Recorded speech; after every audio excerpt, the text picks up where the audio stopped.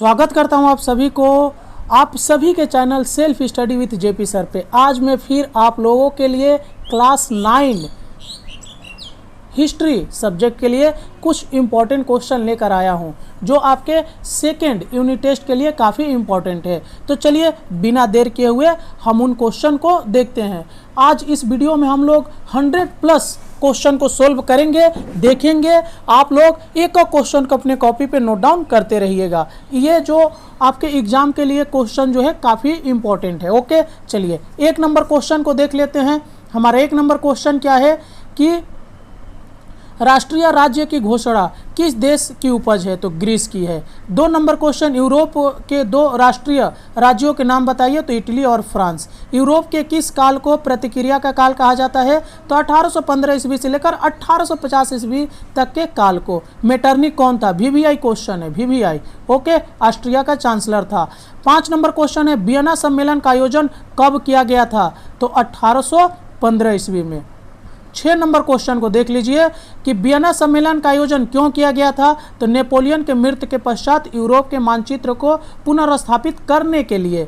Metternich का काल कब से कब तक रहा? तो 1815 ईस्वी से 1848 ईस्वी तक।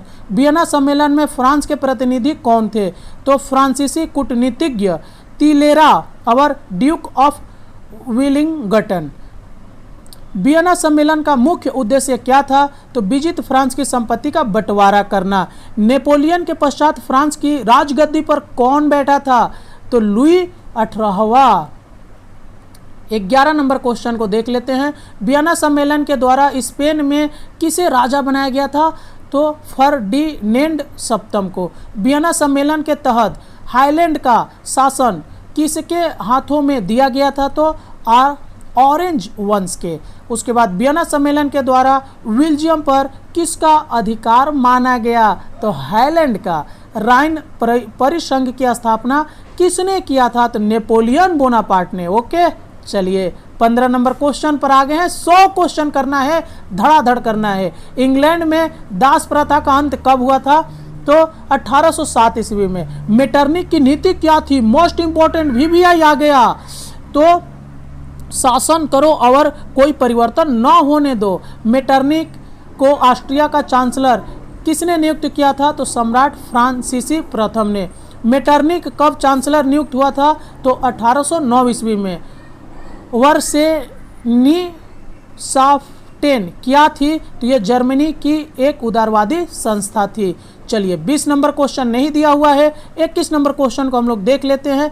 21 नंबर क्वेश्चन में आपको बोला जा रहा है 1930 ईस्वी की क्रांति का मुख्य केंद्र कहाँ था? तो फ्रांस था। ओके, मेटरनिक व्यवस्था का अंत किस संधि के द्वारा हुआ था? मोस्ट इंपॉर्टेंट क्वेश्चन, फरवरी 1848 ईस्वी के क्रांति के द्वारा।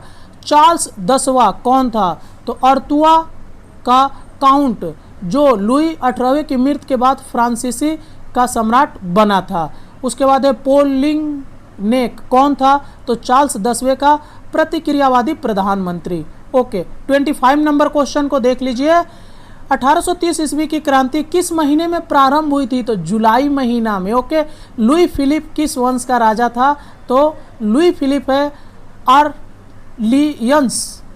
ओके, गीजो कौन था? मोस्ट इंपॉर्टेंट क्वेश्चन आ गया, वीवीआई क्वेश्चन। ओके, तो ये है लुई फिलिप का प्रतिक्रियावादी मंत्री।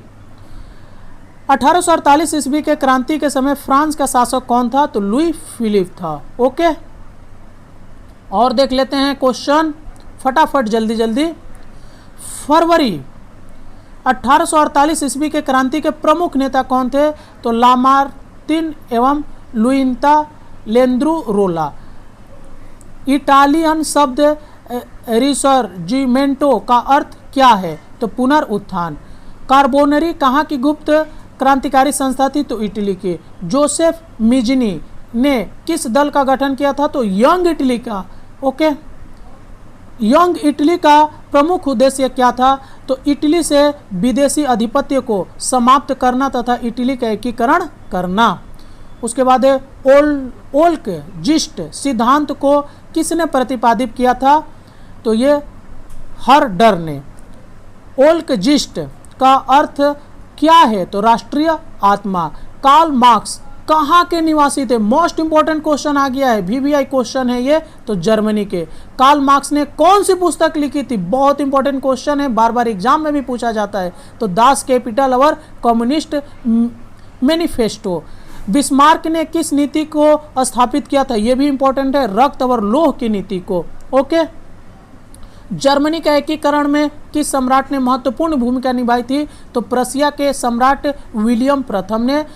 और अगला 40 नंबर, गैस्टिन समझौता कब हुआ था? तो 1865 ईस्वी में हुआ था। ओके। 41 नंबर क्वेश्चन को देख लेते हैं। गैस्टिन समझौता किसके बीच हुआ था? तो जर्मनी, ऑस्ट्रिया एवं डेनमार्क के बीच। 7 सप्ताह का युद्ध किसके बीच हुआ था? तो ऑस्ट्रिया और प्रशिया के बीच। सेडोवा का युद्ध कब हुआ था?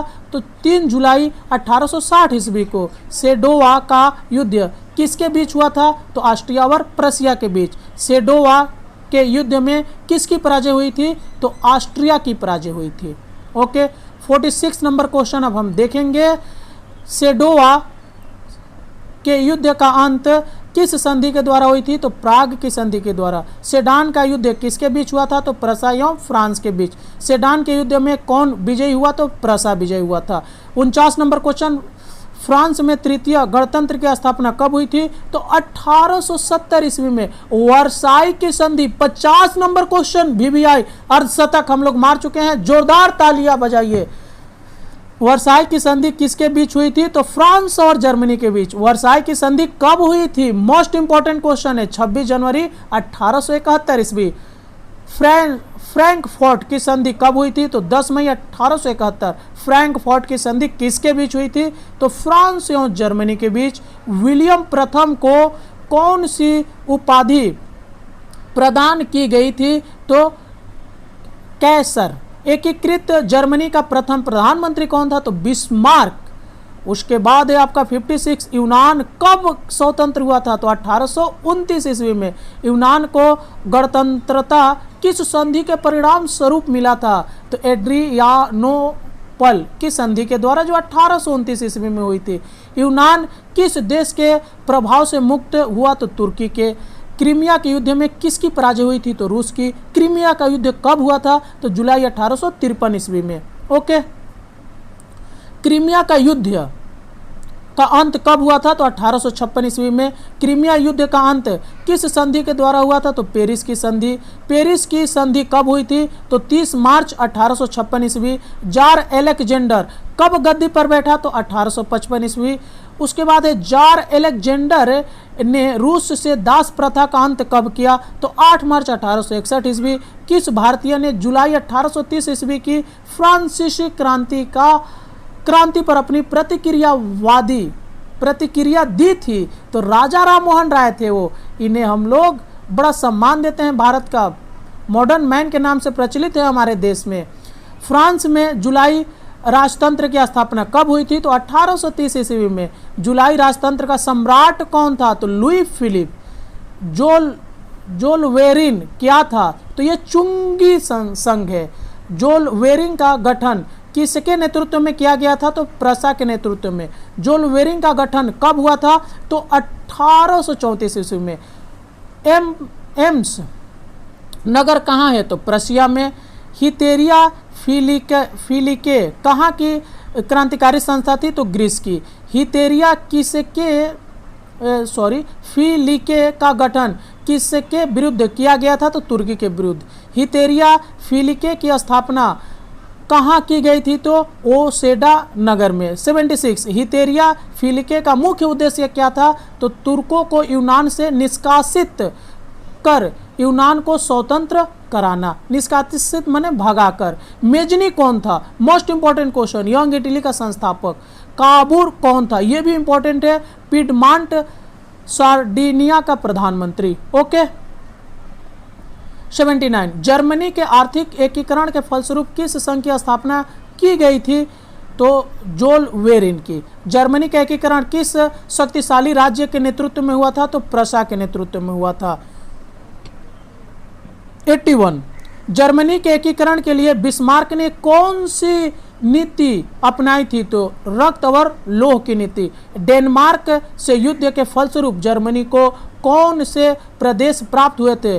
तो स्लेशविंग तथा लाइन वर्ग। ओके। मेजनी ने किस क्रांतिकारी दल की स्थापना की थी? तो युवा इटली की। प्लेम्बियर्स समझौता किसके बीच हुआ था? तो काबूल तथा फ्रांस के सम्राट नेपोलियन तृतीय के बीच हुआ था। ओके। 85 नंबर क्वेश्चन देख लेते हैं। किस शासन के नेतृत्व में रोम का एकीकरण पूरा हुआ था? तो विक्टर इमेनुअल गोरिबाल्डी ने किस क्षेत्र को विजित किया था? तो पेना, रोमा, सिसिली तथा नेपलस। डेनमार्क और प्रशा के बीच युद्ध की समाप्ति कौन सी संधि के द्वारा हुआ था? तो वियना की संधि के द्वारा। प्राग की संधि किन देशों के मध्य की गई थी? तो ऑस्ट्रिया और प्रशा के मध्य की गई थी। 88 नंबर। सेडोवा का युद्ध किन दो देशों के मध्य लड़ा गया था? तो ये था आपका ऑस्ट्रिया और प्रशा के मध्य। गौरीबाल्डी ने कौन से दल का गठन किया था? तो लाल कुर्ती का, VVI है ये। ओके, देख लीजिएगा इसको। अगला आपका प्रधानमंत्री बनने से पूर्व बिस्मार्क कहाँ का राजदूत था? तो फ्रांस का। ऑस्ट्रिया एवं प्रशा के युद्ध के बाद इटली कौन सा प्रदेश मिला था? तो वेनेसिया का प्रदेश मिल गया था। ओके। युवा इटली, मोस्ट इंपॉर्टेंट क्वेश्चन आ गया। युवा इटली संगठन की स्थापना किसने की थी? तो मेजनी ने। प्राग की संधि किन देशों के बीच हुई थी? तो ऑस्ट्रिया और प्रशा के बीच। फ्रैंकफर्ट की संधि कब और किन देशों के बीच हुई थी? तो 10 मई 1871 फ्रांस और प्रशा के बीच। वीडियो को लाइक कीजिए, अपने दोस्तों में शेयर कीजिए। किस निर्णायक युद्ध में फ्रांस को प्रशा के हाथों पराजित होना पड़ा?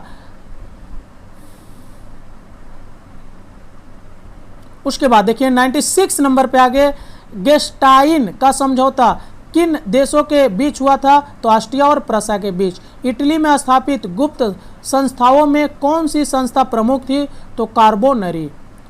युवा इटली की स्थापना किसने की और कब की थी? तो मेजनी ने 1831 ईस्वी में। क्रीमिया का युद्ध कब हुआ और किसके बीच हुआ था? तो 1854 ईस्वी में रूस और टर्की के बीच। 99 पे पहुंच गए हैं। 100 क्वेश्चन अब बताने वाला हूं। क्रीमिया के युद्ध में भाग लेने के फलस्वरूप काबूल को यूरोप के किन दो प्रमुख देशों का नैतिक समर्थन प्राप्त हुआ था? तो ये देखिए, इंग्लैंड और फ्रांस को। 101 नंबर क्वेश्चन, जोरदार तालियां बजाइए, शतक पूरा हो गया।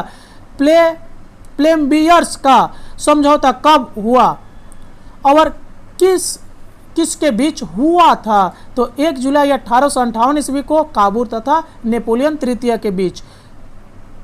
उसके बाद है आपका विलान फ्रेका की संधि कब हुआ और किस के बीच हुआ था? तो यह हुआ था 21 जुलाई 1859 ईस्वी में फ्रांस तथा ऑस्ट्रिया के बीच। किस संधि से सार्डिनिया को लोम्बार्डी का प्रदेश मिला था? तो ज्यूरिक की संधि से। ओके। 103 नंबर क्वेश्चन देखिए, गोरिबाल्डी ने कौन से प्रदेश को जीतकर विक्टर इमेनुअल को सौंप दिया था? तो सिसिली तथा नेपलस। किस संधि के अनुसार प्रशा ने वेनेसिया का प्रदेश ऑस्ट्रिया से इटली को दिलवाया? तो ये होगा प्राग की संधि से।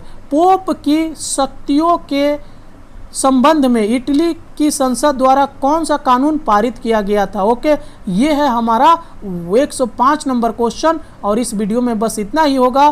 तो ये आंसर होगा law of PayPal guarantees. Okay, अगर आपको वीडियो अच्छा लग रहा है तो लाइक कीजिए, दोस्तों में शेयर कीजिए, चैनल को सब्सक्राइब करना मत भूलिएगा, नहीं तो बहुत प्रॉब्लम हो जाएगा आपको।